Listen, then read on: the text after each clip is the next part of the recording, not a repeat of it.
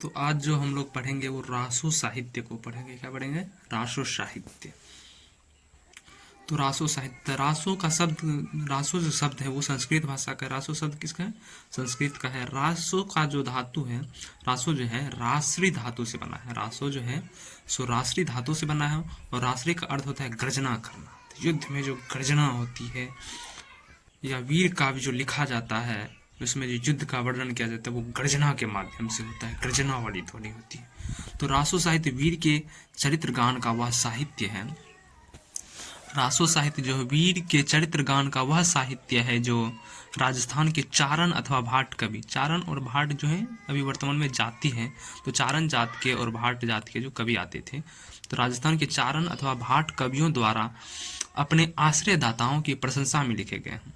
रासो साहित्य जो है वो चारण और भाट कवि द्वारा अपने आश्रयदाता यानी कि जिनके आश्रय में वो लोग रहते थे उनकी प्रशंसा में लिखे हैं रासो। ठीक है ना? तो रासो ग्रंथ वीर रसात्मक एवं प्रशस्ति मूलक है। रासो ग्रंथ जो है वो वीर रसात्मक एवं प्रशस्ति मूलक ग्रंथ है। प्रशस्ति मूलक यानी कि किसी पर जो लिख देते थे खम्भ पे, उसकी बात कर रहे हैं। तो रासो ग्रंथ वीर रसात्मक एवं प्रशस्ति मूलक है। और रासो शब्द की उत्पत्ति को कौन किससे माना है? तो गारसा दत्तासी बोला है कि रासो की जो उत्पत्ति हुई है वो सारजस्यु से हुआ है। सारजस्यु से रासो की उत्पत्ति हुई है, गारसा दत्तासी ने कहा है। और राजदेश से गिरिसन ने माना है, राजदेश से रासो की उत्पत्ति हुई है। किसने माना है? गिरिसन। और आचार्य शुक्ल ने कहा कि रासो की उत्पत्ति रसायन से हुई है। चूंकि बार बार रसायन शब्द का प्रयोग हो रहा है ग्रंथ में, तो आचार्य शुक्ल ने बोला कि रसायन से ही रासो शब्द की उत्पत्ति हुई है। और हजारी प्रसाद द्विवेदी बोले हैं कि रासक से रासो की उत्पत्ति हुई है। हजारी प्रसाद द्विवेदी क्या बोले हैं? हजारी प्रसाद द्विवेदी बोले हैं रासक से रासो की उत्पत्ति हुई है। और शुक्ल जी बोले हैं नहीं, रसायन से रासो की उत्पत्ति हुई है। ये दोनों इंपॉर्टेंट है। रसायन से रासो की उत्पत्ति हुई है किसने माना है? आचार्य शुक्ल ने। और रासक से रासो की उत्पत्ति हुई किसने माना है? एचपीडी ने, हजारी प्रसाद द्विवेदी ने। भरत मुनि ने रासो को क्रीडनीयक कहा। भरत मुनि ने रासो को क्रीडनीयक कहा। रासो शब्द की विशेषताएं, राजाओं की वीरता एवं आश्रयदाताओं की प्रशंसा। रासो शब्द की विशेषता क्या है? रासो में ये वही तो करते थे, वीरता एवं आश्रयदाताओं की प्रशंसा लिखते थे। युद्धों का सजीव वर्णन एवं ओज बाहुल्य करते थे। युद्धों को जो है रासो में सजीव वर्णन करते थे। जब राजा महाराजा युद्ध करने के लिए जाते थे तो साथ में अपने कवि को भी ले जाते थे और कहीं ऊंचे स्थान पर उस कवि को रख देते थे, जिससे कि वो पूरा युद्ध का मैदान सचरित्र वर्णन देख सके और उसका वर्णन कर सके अपनी किताबों में। तो ये जो है लाइव देखा करते थे युद्ध को और उसको अपने किताबों में लिखा करते थे। तो युद्धों का सजीव वर्णन करते थे रासो साहित्य में। और ओज बाहुल्य है यानी कि वही युद्ध संबंधित डिंगल भाषा से लिखा प्रयोग हुआ है। तो डिंगल और पिंगल, पिंगल भाषा, डिंगल और राजस्थानी में डिंगल और पिंगल, रासो साहित्य जो लिखा गया है और डिंगल और पिंगल दोनों में लिखा गया। तो डिंगल का अर्थ हुआ कि युद्ध वीर कावात्य यानी युद्ध संबंधित जो लिखा गया।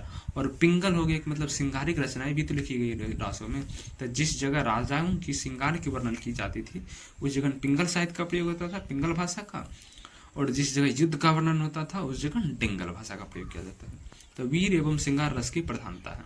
तो वीर रस भी लिखे गए और श्रृंगार रस भी लिखे गए। ठीक है, तब देखते हैं आगे। अब जो रासो काव्य को देखते हैं। किसको? रासो काव्य की कौन कौन सी रचनाएं हैं इसकी। तो सबसे पहले देखते हैं इसको।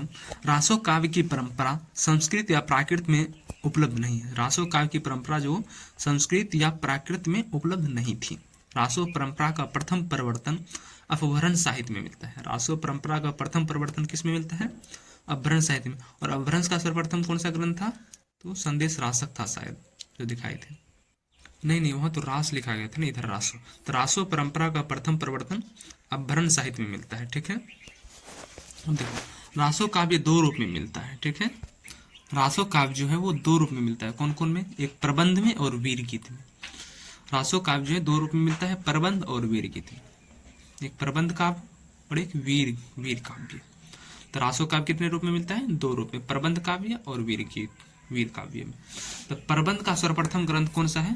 प्रबंध काव्य का सर्वप्रथम ग्रंथ कौन सा है? तो खुमान रासो है। प्रबंध का सर्वप्रथम ग्रंथ कौन सा है? तो खुमान रासो, जिनके रचयिता कौन थे? दलपत विजय थे। तो खुमान रासो जो है वो प्रथम प्रबंध काव्य है, ठीक है। और वीर गीत वीर काव्य परंपरा का सर्वप्रथम ग्रंथ कौन सा है? तो विशलदेव रासो, जिसका कि रचनाकार है विशलदेव रासो का कौन सा है जी? नरपति नाल। तो शुक्ल जी कहे हैं कि वीर गीत वीर काव्य परंपरा का सर्वप्रथम ग्रंथ कौन सा है? तो विशलदेव रासो है, ठीक है। तो वीर काव्य का परंपरा का सर्वप्रथम ग्रंथ कौन सा है? विशलदेव रासो, चाहे शुक्ल ने माना है। अब जो है कुछ रासो ग्रंथ को देखते हैं, कुछ रासो ग्रंथ को और उसके रचनाकार को देखते हैं। तो खुमान रासो, खुमान रासो की रचना कब हुई थी? 90वीं सदी में, और इसके रचनाकार कौन है? दलपति विजय। विजयपाल रासो की रचना कब हुई थी? 11वीं सदी में, इसके रचनाकार कौन है? नील सिंह भट्ट। और विशलदेव रासो की रचनाकार कौन है? नरपति नाल, जो कि 12वीं सदी में हुआ था। पृथ्वीराज रासो का रचनाकार कौन है? चंद्रवरदाई, जो कि 12वीं सदी में रचा गया था। और जयचंद्र प्रकाश का भट्ट केदार। और जय मयंक जस चंद्रिका का मधुकर कवि। प्रवाल रासो का जगनिक, 13वीं सदी में रचा गया है। रनमल छंद 14वीं सदी में श्रीधर। और कीर्ति लता कीर्ति पताका का विद्यापति, जो कि कीर्ति लता जो है वो सबसे पहली रचना है विद्यापति की, ठीक है, जो कि 14वीं सदी में लिखा गया। और किस में लिखा गया था? किस भाषा में? तो अवहट में लिखा गया था, ठीक है। तो अवहट में लिखा गया था कीर्ति लता और कीर्ति पताका। और कीर्ति लता में जो है कहीं कहीं मैथिली का भी प्रयोग मिलता है, क्योंकि इसकी पहली रचना थी, तो मैथिली तो खास तौर पर जब वहाँ की क्षेत्रीय भाषा है, उनके जो ब्लड में खून में मैथिली भाषा घुसा हुआ है, तो पहली रचना अगर लिखेंगे तो लाख अवहट में लिखेंगे, लेकिन मैथिली का तो प्रयोग कहीं कहीं हो ही जाएगा ना। और विद्यापति की जो है एक रचना है पदावली, जो कि मैथिली भाषा में लिखा गया है, जिसमें कुछ पद जो हैं ऐसे हैं कि जिसको कि श्रृंगारिक पद ऐसे हैं जिसको सूर्यकांत त्रिपाठी निराला जी कहे हैं कि ये मैथिली में जो है पद की रचना हुई है, श्रृंगारिक पद नागिन की लहर है। पदावली से ही जो है विद्यापति को मैथिली कोकिल कहलाए, ठीक है। पदावली के कारण ही विद्यापति मैथिली कोकिल कहलाए। ऐसे गीतों की रचना की गई है जिसमें श्रृंगारिक वर्णन ऐसे किए गए हैं कि सूर्यकांत त्रिपाठी निराली जी उस पदों को नागिन की लहर कहा है। तो कीर्ति लता का कीर्ति पताका किसकी रचना है? विद्यापति की। कीर्ति लता 14वीं सदी में लिखा था और कीर्ति पताका 15वीं सदी में। हमेर रासो की रचनाकार कौन है? तो सारंगधर, 14वीं सदी में रचा गया था हमेर रासो। सारंगधर शुक्ल को माने हैं और राहुल संगरता ने किसको माने? जज्जल को। तो हमेर रासो के रचनाकार शुक्ल जी किसको माने? सारंगधर को। और राहुल संगरता ने जज्जल को। वैसे पुष्पित रचनाकार कौन है? तो सारंगधर है, ठीक है। अब इसको याद कैसे करना है, सबसे बड़ी बात यह है। तो चलो ये देखते हैं। तो खुमान रासो का रचनाकार कौन है? दलपति विजय। देखो खुमान यानी खूनते हैं, किसको खूनते हैं? दाल को खूनते हैं ना, रही से खूनते हैं ना, में ही करने के लिए तो दाल को खूनते हैं ना, तो दाल को खूनते हैं तो खुमान रासो दाल को खूनते हैं। किसको खूनते हैं? दाल को। तो दलपत विजय। तो खुमान रासो का रचनाकार कौन हो जाएगा? दलपत विजय।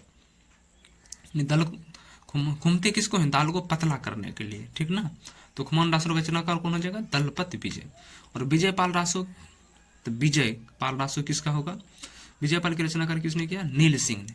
तो जिसके सेनापति नल और नील जैसा हो, देखे समुंदर पे सारा पुल बना दिए, सॉरी भगवान जी हैं वो लोग, समुंदर पे वो लोग पुल बना दे। तो जिसके सेना में नल और नील जैसा हो, नील नल जैसा हो, तो उसका तो हमेशा विजय ही होगा ना जी। तो विजयपाल रासो का रचनाकार कौन है? नील सिंह। कौन है? नील सिंह। और विशलदेव रासो, तो विशलदेव रासो के रचनाकार है नरपति नाल। तो विशलदेव यानी कि 20 लोगों का देव, 20 लोगों का देव कौन है? नर का पति, नर का जो पति हो भगवान जी। तो नर का जो पति हो वही विशलदेव की रचना करेंगे ना, तो नरपति। तो विशलदेव रासो रचनाकार कौन है? नरपति नाल। और पृथ्वीराज रासो के रचनाकार कौन है? 12वीं सदी में हुआ है चंद्रवरदाई। पृथ्वीराज रासो के रचनाकार कौन है? चंद्रवरदाई। देखो पृथ्वी पे क्या उगता है? चंदन। पृथ्वी पे क्या उगता है? चंदन। पृथ्वी पर क्या उगता है? चंदन। तो पृथ्वीराज रचनाकार के कौन हो जाएंगे? रचनाकार। पृथ्वी पर क्या उगता है? चंदन। तो चंद्रवरदाई या चंद्रवरदाई। अब एक चीज और याद रखो, नहीं तो पृथ्वीराज रासो जो लिखा गया है, पृथ्वीराज चौहान अंतिम हिंदू राजा शासक जो कि दिल्ली पे शासन करता था, कौन? पृथ्वीराज चौहान। तो ये जो है पृथ्वीराज चौहान के दरबार में एक कवि रहते थे, कौन रहते थे? चंद्रबरदाई। पृथ्वीराज चौहान के दरबार में रहते थे चंद्रबरदाई ये कवि। अरे जब मोहम्मद गौरी पृथ्वीराज चौहान को पकड़ के जब अपने यहाँ ले गए तो इसका जो आंख फोड़ दिया था पृथ्वीराज चौहान का, तब चंद्रबरदाई ही तो कहे थे ना कि 4 बांस ऐसे कुछ उंगली करके कहा था कि ताव पर बैठे सुल्तान मत चूके चौहान। तो पृथ्वीराज चौहान को ही चंद्रबरदाई कहते थे। पृथ्वीराज चौहान के कौन कवि थे? चंद्रबरदाई। पृथ्वीराज चौहान जयचंद के जो है बेटी को उठा लाए थे ना, तो उसी से जयचंद जो बदला लेने के लिए मोहम्मद गौरी को आमंत्रित किया था। तो पृथ्वीराज चौहान के राज दरबार में कौन कवि रहते थे? चंद्रबरदाई। कौन रहते थे? चंद्रबरदाई। तो पृथ्वी पर क्या होता है? चंदन। तो पृथ्वीराज चौहान की रचना किस? पृथ्वीराज रासो की रचना कौन किस है? चंद्रबरदाई। जयचंद्र प्रकाश का भट्ट केदार। जयचंद्र प्रकाश का रचनाकार कौन है? भट्ट केदार। और जय मयंक जस चंद्रिका का मधुकर कवि। अब देखो जय मयंक जस चंद्रिका, मयंक आ गया। मयंक जो शादी की है उसके वाइफ की सिस्टर का जो नाम है, ठीक ना, मधु नाम है, तो इसे याद रख लो। तो जय मयंक जस चंद्रिका, तो जय मयंक जैसे आ गया तो मधु, तो जय मयंक जस चंद्रिका मधुकर कवि। अब परमाल दासों का जगनिक। परमाल दासों रचना का जगनिक। रन्नमल छंद। अब देखो रन्न में मल युद्ध कौन करता है? श्रीधर, यानी कि श्री को धारण करने वाला। श्री को कौन? श्री कहते हैं माँ लक्ष्मी को, और इसको धारण करने वाला कौन धारण कर रहे हैं? भगवान विष्णु। तो रन में मल कौन कर रहे हैं? भगवान विष्णु। जब जो है हिरणाक्ष का वध करना था पृथ्वी को समुद्र से निकालने के लिए, तो भगवान विष्णु ही तो अवतार लिए थे ना, वामन अवतार, और फिर जो है वाराह अवतार, और फिर हिरणाक्ष को मारा था। तो रन्नमल छंद, रन्न में कौन मल करते हैं? तो श्रीधर। कौन करते हैं? श्रीधर, यानी श्री को धारण करने वाला। तो रन्नमल छंद श्रीधर। कीर्ति लता कीर्ति पता का विद्यापति, जो कि अवधी भाषा में लिखा गया। और हमीर रासो सारंगधर, और हमीर रासो की रचना का सारंगधर। और राहुल शंकरदयाल ने किसको माना है? जज्जर को। ठीक है, अब कुछ रासो ग्रंथ के बारे में देखते हैं। ठीक है, तो रासो साहित्य देखते हैं। सबसे पहले खुमान रासो देखते हैं। किसको देखते हैं? खुमान रासो। इसके रचनाकार कौन है? खुमान, यानी घूमते हैं किसको? दलपत को, यानी दाल पतला करने के लिए घूमते किसको है? दाल को। तो रचनाकार इसके कौन है? दलपत विजय। कब रचा गया था? तो 9वीं सदी में। खुमान रासो जो है प्रबंध काव्य है। क्या है? प्रबंध काव्य। एक चीज छोड़ दी उसको देख लेते। ठीक है, तो पृथ्वीराज रासो जो है ये, इसके रचनाकार कौन है? चंद्रबरदाई। तो पृथ्वीराज रासो को जो है आचार्य शुक्ल ने प्रथम प्रबंध काव्य माना है। क्या माना है? प्रबंध काव्य यहाँ है ना, तो प्रथम प्रबंध काव्य माना है। पृथ्वीराज रासो को प्रथम प्रबंध काव्य माने हैं। और इनके रचनाकार कौन है? चंद्रबदी और चंद्रबरदाई। और इनके जो रचनाकार है चंद्रबरदाई, इसको प्रथम महाकवि माना है। शुक्ल जी ने क्या माना है? प्रथम महाकवि। क्या माना है? महाकवि। पहला कवि नहीं, प्रथम महाकवि माना है। और पहला कवि तो राजा भोज और मुंज को माना है। राजा मुंज को प्रथम कवि किसने माना है? तो माना है चंद्रधर शर्मा गुलेरी ने मुंज को। और शुक्ल जी माने हैं राजा भोज और मुंज दोनों को माने हैं पहला कवि। लेकिन पहला महाकवि किसको माने हैं? तो पृथ्वीराज रासो के रचनाकार चंद्रबरदाई को। ठीक है, तो खुमान रासो देख रहे थे। तो इसके रचनाकार कौन है? दलपत विजय। जो कि क्या है? ये प्रबंध काव्य है। रासो परंपरा के अंतर्गत इसे पहली रचना माना जाता है। खुमान रासो जो है रासो परंपरा के अंतर्गत इसे पहली रचना माना जाता है। क्या है? रासो परंपरा के अंतर्गत इसे पहली रचना माना गया है। एक चीज वहां गलत बताती है, उसको देख लेते हैं एक बार। पृथ्वीराज रासो जो है ये प्रथम महाकाव्य माना है शुक्ल जी जो है पृथ्वीराज रासो को प्रथम महाकाव्य माने हैं। इसके रचनाकार कौन है? चंद्रबरदाई। और इसको प्रथम महाकवि माने हैं। ठीक है, तो खुमान रासो की रचनाकार दलपत विजय प्रबंध काव्य है। खुमान रासो जो है रासो परंपरा के अंतर्गत इसे पहली रचना माना जाता है। खुमान रासो को रासो परंपरा के अंतर्गत पहली रचना माना जाता है। ठीक है, और प्रथम प्रबंध महाकाव्य भी है, प्रथम जो है प्रबंध महाकाव्य है, और रासो परंपरा के अंतर्गत जो है पहली रचना खुमान रासो ही है। इसके रचनाकार कौन हो गए? दलपति विजय। और इसमें जो है वीर रस की प्रधानता है। क्या है? वीर रस की प्रधानता है। और ये जो 5000 छंदों में लिखा गया विशाल ग्रंथ है, खुमान रासो जो है 5000 छंदों में लिखा गया विशाल ग्रंथ है, और राजस्थानी भाषा का प्रयोग हुआ है। ठीक है, अब बिसल देव रासो को देखते हैं। बिसल देव रासो है कि नहीं, इसकी रचनाकार कौन हो जाएगा? तो 20 लोगों का देव नरपति नाल। नरपति नाल जो की रचना हुआ है 20वीं सदी में। तो विशुद्ध सिंगारिक काव्य है, ये जो है विशुद्ध सिंगारिक काव्य है। और इसमें जो है राजमती के वियोग का 12 मासा का वर्णन है। इसमें जो राजा बिसल देव थे, उनकी पत्नी जो थी, जब ताना मार दी तो भगवान कहते हैं, भगवान ये राजा बिसल देव जो है वो उड़ीसा चले जाते हैं, उड़ीसा के राजा के राज्य में चले जाते हैं और वहाँ रहते हैं। तब जो है इसमें जो राजमती थी, इसकी पत्नी, वो कैसे वियोग में रह रही है। और जब वियोग में रह रही है तो इस राजमती के पिताजी जो हैं, ये कहाँ के थे? मध्य प्रदेश के थे। वो उसने अपने पुत्री को वापस ले आया। तब फिर जब बिसल देव को पता चला कि हमारी पत्नी को ऐसे ऐसे कष्ट हो रही है, तब फिर ये जो है राजस्थान के चित्तौड़ के शासक थे, तो चित्तौड़ वापस आया। तो फिर अपनी पत्नी को राजमती को लाया। तो उसमें जो राजमती के जो 12 मास यानी कि साल में 12 महीना होते हैं, वो 12 महीना कैसे बीते, हर महीना कैसे कैसे बीत रही है, उसका वर्णन किया गया है। तो 12 मासा का वर्णन किस में हुआ है? बिसलदेव रासो में, जिसमें कि बिसलदेव और उसके रानी जो है राजमती और बिसलदेव में 12 मासा का वर्णन हुआ है। तो 12 मास कैसे गुजर रहे हैं, कैसे एक एक महीना उसके लिए भारी पड़ रहा है। खास करके सावन के मास में तो और जो है आलिंगन होने की आधारभूत होती है। तो कहते हैं ना, एक गाना भी है कि 12 महीने में 12 तरीके से तुझको मैं प्यार जताऊंगा रे, ढंग चिका ढंग चिका ढंग चिका।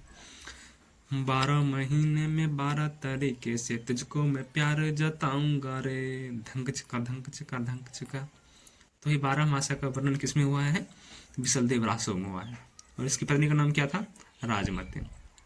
ठीक है, तो प्रेमाख्यान कोटि का विरह काव्य है। ये जो है प्रेमाख्यान कोटि का विरह काव्य है। और 12 मासा का सर्वप्रथम वर्णन हिंदी में बिसलदेव रासो में ही मिलता है। 12 मासा का जो सर्वप्रथम वर्णन हिंदी में, वो इसी में मिलता है, बिसलदेव रासो में। 12 महीने में 12 तरीके से तुझको मैं प्यार जताऊंगा रे, ढिंग चिका कहाँ मिलता है? बिसलदेव रासो में ही सर्वप्रथम 12 मासा का वर्णन मिलता है। पिंगल शैली का अधिक प्रयोग हुआ है। तो पिंगल शैली किस लिए प्रयोग करते हैं? श्रृंगार के लिए। तो इसमें श्रृंगार रस की है, वियोग श्रृंगार। तो जब आता है तो वो पिंगल शैली में ही रचा जाता है। और डिंगल शैली में युद्ध का वर्णन जहाँ पर हो, लेकिन यहाँ पर तो युद्ध नहीं, वियोग का वर्णन हुआ था, पिंगल शैली का प्रयोग हुआ था। अब अपभ्रंश प्लस ब्रज मिलके जो है श्रृंगार रस बनता है। ठीक है, अब हमीर रासो देखते हैं। किसको? हमीर रासो को। हमीर रासो, इसके रचनाकार कौन है? सारंगधर, शुक्ल जी माना है, और शंकरतायन जी जज्जर को माना है। तो हमीर रासो का रचनाकार कौन है? सारंगधर, जो कि 14वीं सदी में यानी कि 1357 ईस्वी। अब तक उपलब्ध नहीं है। हमीर रासो जो है अब तक उपलब्ध नहीं है। राहुल शंकरतायन इसके रचनाकार जज्जर को माना है। उसके बाद जो है हमीर रासो में इसके 2 छंदों का उल्लेख प्राकृत पेंगलम में मिलता है, जिसके कारण कि शुक्ल जी ने इसके रचनाकार सारंगधर को माना है। तो आगे विस्तार से बता ही चुके हैं। तो हमीर जो अमीर का परिवर्तित रूप है। हमीर जो है वो कोई शब्द नहीं बल्कि अमीर का ही परिवर्तित रूप है। किसने कहा था? HP ने, यानी हजारी प्रसाद द्विवेदी ने। शुक्ल के अनुसार यह रचना, कौन? हमीर रासो। शुक्ल के अनुसार यह रचना अपभ्रंश भाषा का काव्य परंपरा की सबसे अंतिम रचना मानी जाती है। हमीर रासो जो है रचना, वो शुक्ल जी कहते हैं कि यह रचना जो है अपभ्रंश जब खत्म हो रही थी, तो अपभ्रंश के खत्म होने के जब जो है अंतिम अवस्था की हमीर रासो ही रचना है। तो अपभ्रंश भाषा काव्य परंपरा की सबसे अंतिम जो रचना कोई है वो हमीर रासो ही है। उसके बाद परमाल रासो को देखते हैं। किसको? परमाल रासो। तो परमाल रासो के रचनाकार कौन है? जगनिक। परमाल रासो के लेखक कौन है? जगनिक। और ये जो है आल्हा और उदल का वर्णन है। परमाल रासो का जो है इसमें आल्हा और उदल का वर्णन है। इसका अन्य नाम आल्हा खंड भी है। तो आल्हा खंड किसका नाम है? परमाल रासो का। परमाल रासो के रचनाकार कौन है? जगनिक। परमाल रासो के रचनाकार कौन है? जगनिक। और इसका परमाल रासों को ही आल्हा खंड कहा जाता है।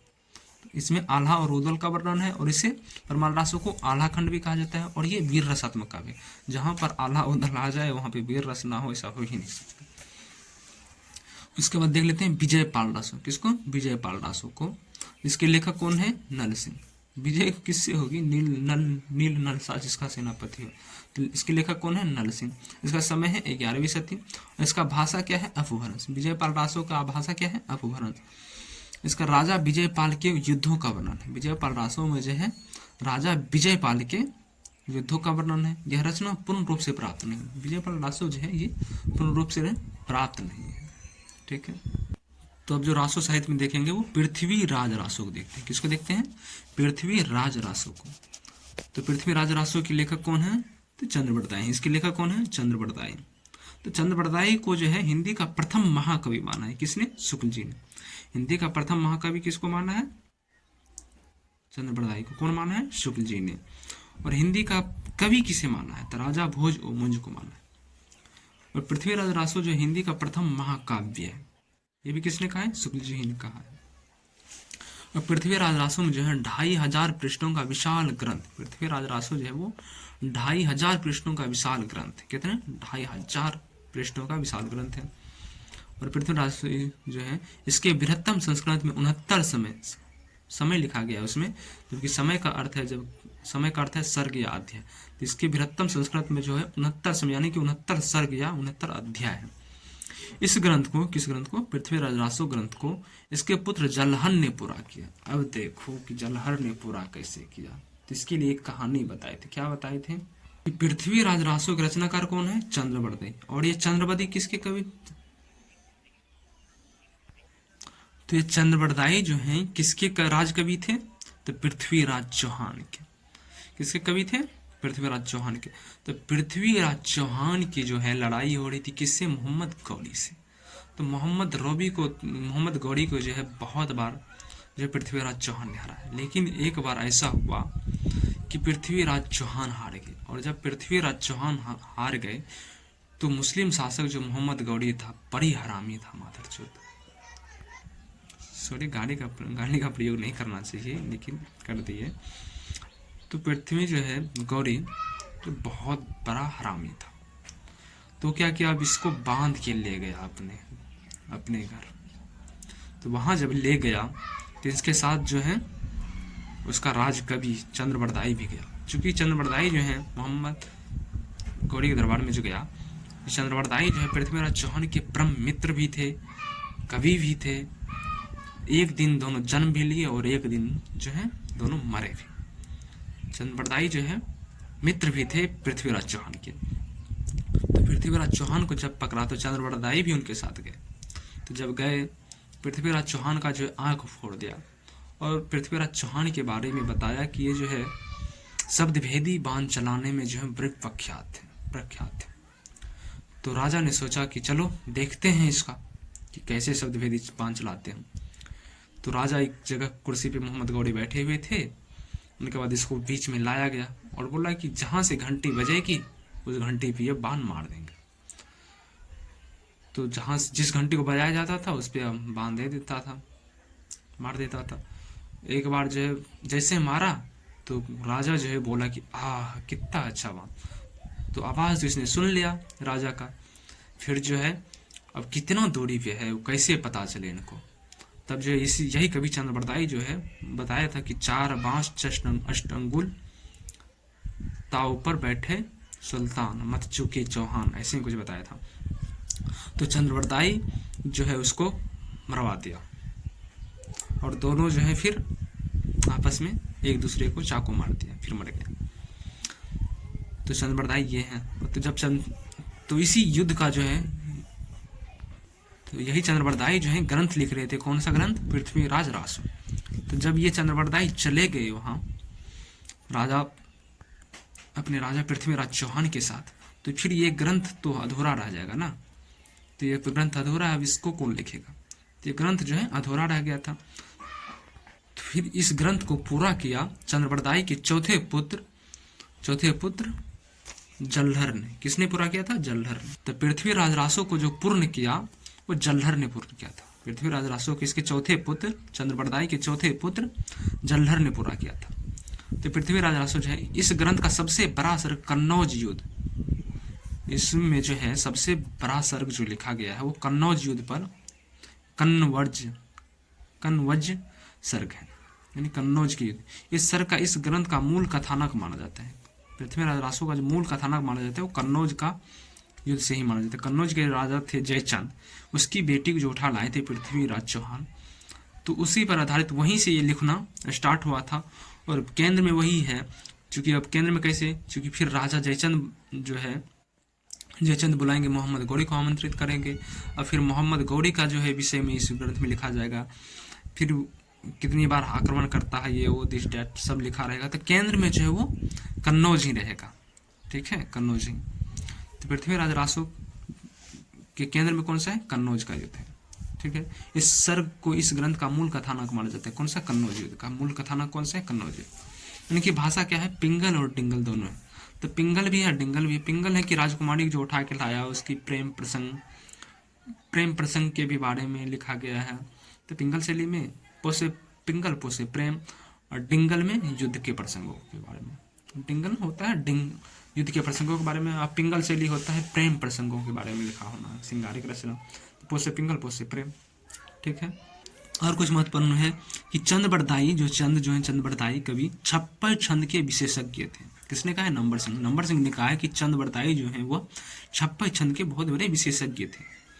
और हिंदी का वास्तविक महाकवि चंद्रबरदाई है। मिश्र बंधु ने क्या माना है, वास्तविक महाकवि किसने माना है, चंद्रबरदाई। वास्तविक महाकवि चंद्रबरदाई को माना है मिश्र बंधु ने, वास्तविक। और महाकवि, सिर्फ महाकवि माना है शुक्ल ने। पृथ्वीराज रासो के जो इनका रचना है चंद्रबरदाई, ये हिंदी के प्रथम महाकवि माने जाते हैं। कौन, चंद्रबरदाई, ये हिंदी के प्रथम महाकवि माने जाते हैं। और इनका पृथ्वीराज रासो हिंदी का प्रथम महाकाव्य है। शुक्ल जो है माने हैं, शुक्ल जो है चंद्रबरदाई को प्रथम महाकवि माने हैं, और पृथ्वीराज रासो को प्रथम महाकाव्य माना है। चंद्रबरदाई को महाकवि माने हैं, और इसकी रचना जो पृथ्वीराज रासो, इसको महाकाव्य माने हैं। और मिश्र बंधु जो है चंद्रबरदाई को वास्तविक महाकवि माना है। मिश्र बंधु वास्तविक महाकवि माना है चंद्रबरदाई को, ठीक है। अब देखो शुक्ल के बारे में, हिंदी का प्रथम कवि किसको माना है, तो राजा भोज मुंज को। हिंदी का प्रथम महाकवि माना है चंद्रबरदाई को। तो प्रथम कवि किसको माना है, तो राजा भोज मुंज को, और महाकवि चंद्रबरदाई को, ठीक है। तो पृथ्वीराज रासो के बारे में मिश्र बंधु ने लिखा है कि हिंदी का वास्तविक प्रथम महाकवि चंद्रबरदाई को ही कहा जा सकता है। तो हिंदी का जो है वास्तविक, हिंदी का प्रथम महाकवि, हिंदी का वास्तविक प्रथम महाकवि किसको माना है, चंद्रबरदाई को। किसने, मिश्र बंधु। तो मिश्र बंधु जो है चंद्रबरदाई को हिंदी का वास्तविक प्रथम महाकवि माना है। और शुक्ल ने चंद्रबरदाई को हिंदी का प्रथम महाकवि माना है, और इसकी रचना जो है पृथ्वीराज रासो उनको प्रथम महाकाव्य माना है। पृथ्वीराज चौहान के राजकवि थे चंद्रबरदाई जो पृथ्वीराज चौहान के राजकवि थे, ठीक है। उसके बाद चंद्रबरदाई का मूल नाम था बलिद्य था। चंद्रबरदाई का मूल नाम क्या था, तो बलिद्य था। क्या था, बलिद्य। तो उनके बाद रामस्वरूप चतुर्वेदी ने पृथ्वीराज रासो के बारे में क्या कहा है और चंद्रबरदाई के बारे में। तो पृथ्वीराज राउस हिंदी की अपनी महाकाव्य परंपरा की बड़ी उपयुक्त प्रस्तावना है। पृथ्वीराज राउस जो है वो हिंदी की अपनी महाकाव्य परंपरा की बड़ी उपयुक्त प्रस्तावना है। किसने कहा है, रामस्वरूप चतुर्वेदी ने। और बच्चन सिंह ने क्या कहा है कि यह एक राजनीतिक महाकाव्य है। चूंकि राजा और उसके मंत्री यानी कि चंद्रबरदाई कर रहे हैं, तो बच्चन सिंह तो वही कहेंगे ना, यह एक राजनीतिक महाकाव्य है। दूसरे शब्दों में राजनीतिक की महाकाव्य त्रासदी है। दूसरे शब्दों में राजनीतिक की महाकाव्य त्रासदी है, ठीक है। पृथ्वीराज रासो के बारे में तथ्य कुछ। तो पृथ्वीराज रासो के नायक कौन थे, तो पृथ्वीराज चौहान ही थे। इसको जो लिख रहा था इसके कवि ही लिख रहे थे चंद्रबरदाई। तो इसमें नायक किसको रखेंगे, अपने राजा को ही तो रखेंगे। तो इसका नायक था पृथ्वीराज चौहान। और नायिका कौन थी, तो संयोगिता कौन थी, तो राजा जयचंद जो इसके साथ मोहम्मद गौरी को जो है आगाहन किया था इस पे आक्रमण के लिए। तो संयोगिता जो है जयचंद की बेटी थी, जिसको कि भरे राज दरबार में उठा करके लाए थे। संयुक्ता जो इनसे प्रेम करती थी पृथ्वीराज चौहान से, तो जब बड़वाला हुआ था तो इसकी जो मजाक उड़ाने के लिए वो लोग जो है मूर्ति बना के रख दिए। तो ये संयुक्ता जो उसी के गले में माला डाल दी, मूर्ति के ही गले में। तो पृथ्वीराज चौहान फिर गए और वहाँ से उठा के लेके चले आए। तो पृथ्वीराज रासो में टोटल पद कितने हैं? तो 16,306 पद हैं। पृथ्वीराज रासो में कुल पद की संख्या कितनी है? तो 16,306। और ये कैसा रस है? तो वीर रस एवं श्रृंगार रस है। तो पृथ्वीराज रासो जो है वीर रस भी है और श्रृंगार रस, जो संयोगिता का उनका प्रेम विवाह है, तो श्रृंगार रस भी होना लाजमी ही है।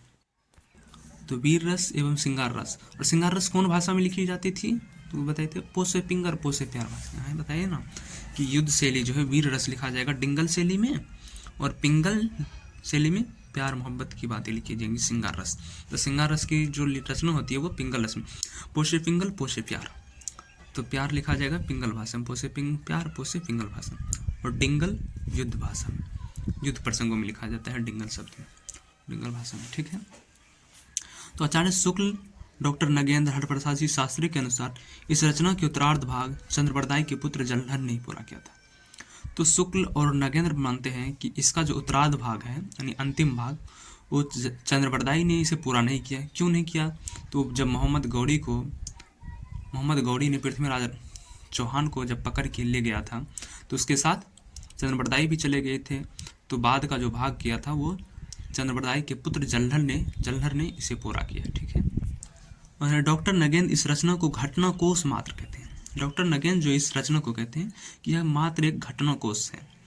एक थाल जन्म एक थाल मरण, ये किसके बारे में कहा गया है?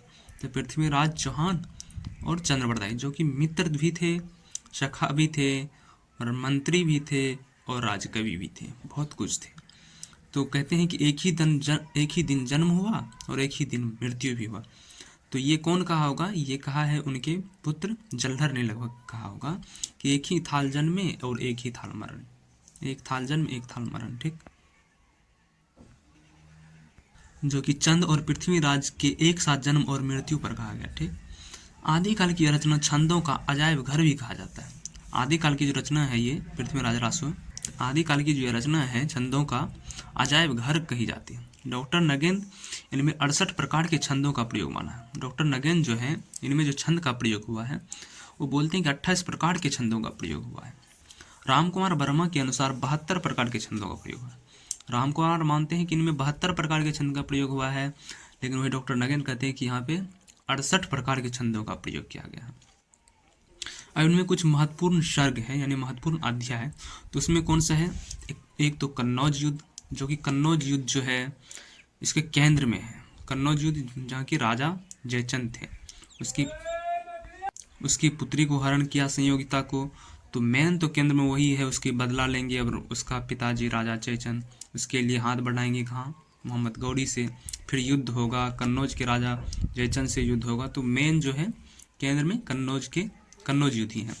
उसके बाद है पद्मावती समय यानी अध्याय, कन्नौज युद्ध समय, पद्मावती समय और कैमासवध। क्या? कैमासवध। ठीक है। चंद्रप्रदाय ने अपनी भाषा को रासो ग्रंथ की भाषा जो है, चंद्रप्रदाय ने अपनी भाषा को सट्ट भाषा का, चंद्रप्रदाय ने अपनी भाषा जो कि रासो ग्रंथ में जो प्रयोग किया था पृथ्वीराज रासो में, उस भाषा को क्या कहा था? तो सट्ट भाषा का। क्या कहा? तो सट्ट भाषा कहा। तो चंद्रप्रदाय ने अपनी भाषा को कौन सी भाषा कहा? तो सट्ट भाषा कहा। ठीक है। चंद्रप्रदाय ने स्वयं को 6 भाषाओं का ज्ञाता कहा। चंद्रप्रदाय जो स्वयं को 6 भाषाओं का ज्ञाता कहा है। चार्ल्स इलियट ने इसे सर्वप्रथम 1865 में प्रकाशित करवाया था। तो चार्ल्स इलियट जो है वो पृथ्वीराज रासो को सबसे पहले 1865 में प्रकाशित करवाया। अब देखते हैं पृथ्वीराज रासो की प्रामाणिकता को लेकर 3 वर्ग बने। तो इसकी प्रामाणिकता पे कुछ सवाल उठते हैं पृथ्वीराज रासो के। कोई प्रामाणिक मानते हैं, कोई अप्रामाणिक मानते हैं, तो कोई अर्ध प्रामाणिक मानते हैं। तो देखते हैं सबसे पहले प्रामाणिक कौन मानते हैं। ठीक है। तो प्रामाणिक जो मानते हैं पृथ्वीराज रासो को प्रामाणिक मानने वाले कौन कौन है? तो मोहनलाल, विष्णुलाल पांड्या, मिश्र बंधु। कौन? मिश्र बंधु भी प्रामाणिक मानते हैं पृथ्वीराज रासो को। मिश्र बंधु भी प्रामाणिक ही मानते हैं। तो मोहनलाल विष्णुलाल पांड्या, पहला हो गया मोहनलाल विष्णुलाल पांड्या, उसके बाद मिश्र बंधु, कर्नल डॉट और हरियोध। मोहनलाल विष्णुलाल पांड्या, मिश्र बंधु, कर्नल डॉट और हरियोध, यानी अयोध्या सिंह उपाध्याय हरियोध। ठीक है, तो हरियोध और मिश्र बंधु ये दोनों पृथ्वीराज को क्या मानते हैं? प्रमाणिक मानते हैं। उसका अप्रमाणिक कौन कौन मानते हैं? तो डॉक्टर बुलर। कौन? Doctor Buller. तो सबसे पहले जो अप्रमाणिक मानने वाले हैं वो डॉक्टर बुलर ही हैं। तो पृथ्वीराज को अप्रमाणिक मानने वाले जो सर्वप्रथम विद्वान है वो डॉक्टर बुलर ही हैं। यही कहते हैं कि पृथ्वीराज रासो जो है वो अप्रमाणिक है, क्योंकि इसमें जो तिथि दी गई है वो इतिहास से मेल ही नहीं खाती है। इसमें जो तिथि है, कहानी है, समय है, वो सब मेल नहीं खा रही है इतिहास से। तो ये ग्रंथ जो वास्तव में अप्रमाणिक है। उसके बाद डॉक्टर बुलर के बाद है गौरी शंकर, देवी प्रसाद, कविराज, श्यामल दास, रामचंद्र शुक्ल। ये भी बाद में बोलेगा हाँ यार सच्ची में ये तो अप्रमाणिक है, पहले तो प्रमाणिक माने थे। और राम कुमार वर्मा और मुरादी। तो प्रमाणिक मानने वाले कौन कौन है? डॉक्टर बुलर, गौरी शंकर, देवी प्रसाद, कविराज श्यामल दास, रामचंद्र शुक्ल, और रामचंद्र शुक्ल जहाँ आ गया वहाँ राम कुमार वर्मा भी है, और मुरारदी। इसको याद कैसे करेंगे? ट्रिक से देखो कि कुल देवी राम गौरी शंकर श्याम।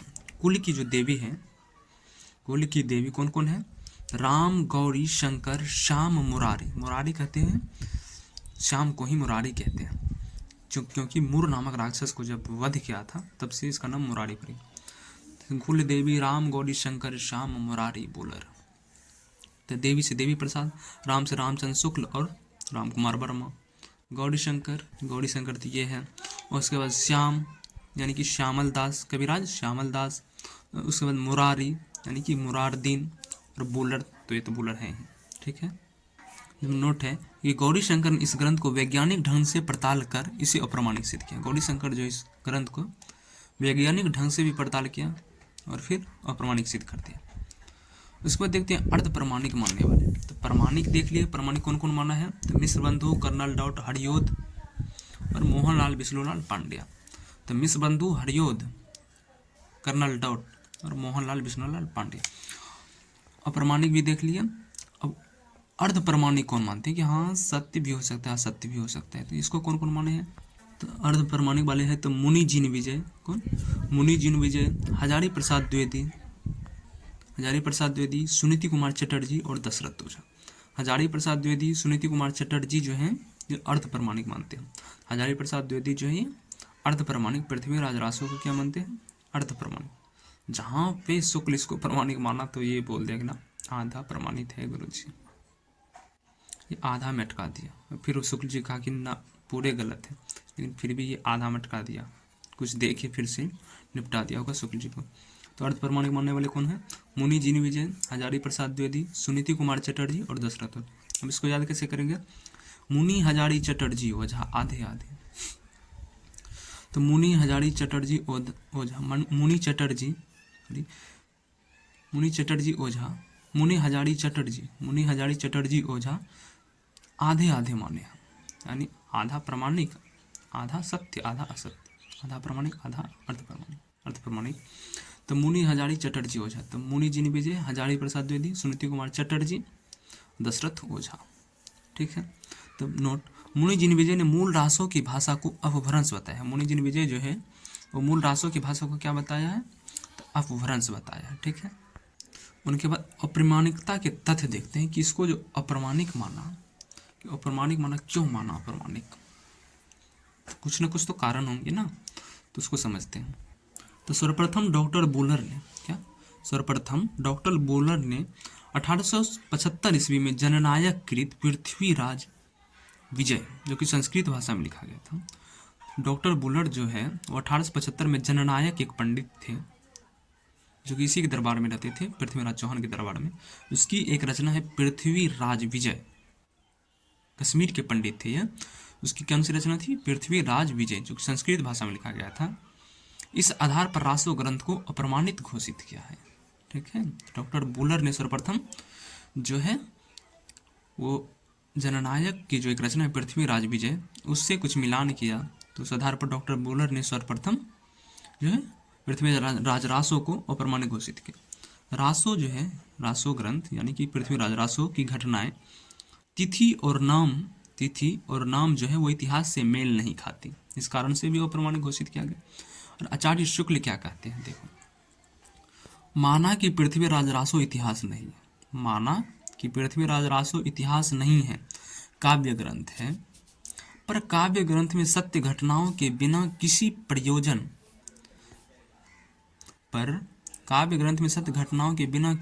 प्रयोजन के कोई उलटफेर नहीं किया जाता। यह पूरा ग्रंथ वास्तव में जाली है। माना कि चलो मान लिया कि पृथ्वीराज रासो इतिहास नहीं, एक काव्य ग्रंथ है, तो फिर भी काव्य ग्रंथ में सत्य घटनाओं के बिना ही किसी घटना को उलटफेर कर दोगे, बकवास है ये तो। पूरा ग्रंथ वास्तव में जाली है, यानी नकली है। ठीक है। नोट, नरोत्तम स्वामी ने पृथ्वीराज रासो को मुक्तक काव्य कहा है। नरोत्तम स्वामी जो हो पृथ्वीराज रासो को क्या कहा है, मुक्तक काव्य कहा। मुक्तक काव्य किसने कहा था पृथ्वीराज रासो को, तो नरोत्तम स्वामी ने। ठीक है। तो प्रमाणिक कौन कौन माने थे, तो मिश्र बंधु श्याम सुंदर दास मोहनलाल, मिश्र बंधु श्याम सुंदर दास, मोहनलाल विष्णुलाल पांड्या और कर्नल डॉट। तो मिश्र बंधु, कर्नल डॉट और श्याम सुंदर दास और मोहनलाल विष्णुलाल पांड्या। ठीक। और अर्ध प्रमाणिक कौन कौन माने थे, तो मुनि जिन विजय, हजारी प्रसाद द्विवेदी, डॉक्टर सुनीति कुमार चटर्जी और डॉक्टर दशरथ ओझा, यानी कि क्या क्या थे, तो मुनि हजारी चटर्जी ओझा। ठीक है। तो सर्वप्रथम डॉक्टर बोलर ने 1875 ईस्वी में जयानक जननायक कृत पृथ्वीराज विजय, जो कि संस्कृत भाषा के आधार पर पृथ्वीराज रासो को अप्रमाणित घोषित किया। तो कौन किया था अप्रमाणित घोषित सर्वप्रथम, तो डॉक्टर बोलर ने। अरे हमारे इतिहास को जुठलाने वाले कौन है, अंग्रेजी तो है, तो बोलर ही करेंगे ना साला, अंग्रेजी हमारे इतिहास को जुठलाएंगे ज़्यादातर। आचार्य शुक्ल ने माना कि रासो इतिहास नहीं काव्य ग्रंथ है, पर काव्य ग्रंथ में सत्य घटनाओं के बिना किसी प्रयोजन की उलटफेर नहीं किया जाता। यह पूरा ग्रंथ क्या है, वास्तव में जाली है। ठीक है। एक नोट है कि आदिकालीन साहित्य की भाषा शेरसोनी या पुरानी ब्रज भाषा थी। आदिकालीन साहित्य जो हमारा लिखा गया उनकी भाषा क्या थी, वो शेरसोनी या ब्रज थी, शेरसोनी या ब्रज भाषा। ब्रज भाषा भी बहुत पुरानी है, तो यह ब्रज भाषा थी। ठीक है। और रासो ग्रंथ भी सब पढ़ ही लिए हैं, तो ये जयचंद्र प्रकाश और जयमयंक चंद्रिका के बारे में थोड़ा सा पढ़ लेते हैं। तो जयचंद्र प्रकाश और जयमयंक चंद्रिका जो है ये रचनाएं जो है एचपीडी के अनुसार, हजारी प्रसाद द्विवेदी के अनुसार, यह रचनाएं नोटिस मात्र है। कौन, जयचंद्र प्रकाश और जयमयंक चंद्रिका। जयचंद्र प्रकाश को किसने लिखा है, तो भट्टकेदार, और जयमयंक, जैसे मयंक आ जाए तो वहाँ पर मधु लगा, तो जयमयंक चंद्रिका मधुकर कवि। और ये दोनों रचना जो है, ये रचनाएं उपलब्ध नहीं है। जयचंद्र प्रकाश और जयमयंक चंद्रिका ये रचना जो है उपलब्ध नहीं है। इन दोनों रचनाओं में राजा जयचंद की महिमा का वर्णन है। पृथ्वीराज रासो में क्या है, जयचंद का बहुत बड़ा बुराई किया गया है, मारपीट किया गया है, दंगा फसाद किया गया है। लेकिन जयचंद प्रकाश और जयमयंक चंद्रिका जो है, जयचंद प्रकाश को किसने लिखा है, तो भट्टकेदार, और जयमयंक चंद्रिका को मधुकर कवि। तो ये दोनों कवि जो हैं इसमें, जयचंद प्रकाश और जयमयंक चंद्रिका में जय नाम लिखा है, तो जयचंद, इसमें जो है राजा जयचंद की महिमा का वर्णन किया गया कि राजा जयचंद इतने महान थे, इतने ये बालपूर्वक, इतने बलशाली थे। तो जयचंद का इसमें बहुत प्रशंसा किया गया है। किसमें, जयचंद प्रकाश और जयमयंक चंद्रिका। नाम से ही है तो जयचंद, ये तो नाम से स्पष्ट इस जगह दिया हुआ है जयचंद, और यहाँ पे जयमयंक। तो जयचंद और जयमयंक में जो है, और कहीं पर नहीं है जयमयंक जयचंद, तो इस दोनों में जो है जयचंद की प्रशंसा की गई है। जैसे पृथ्वीराज रासो में पृथ्वीराज चौहान की प्रशंसा की गई है, वैसे ही जयचंद और जयमयंक चंद्रिका में जयचंद की प्रशंसा की गई है। ठीक है। तो इस जगह जो है हमारा रासो साहित्य खत्म होता है। ठीक है। अब अगले पढ़ेंगे लौकिक साहित्य को, आगे देखेंगे। ठीक है। तो धन्यवाद यहाँ तक के लिए।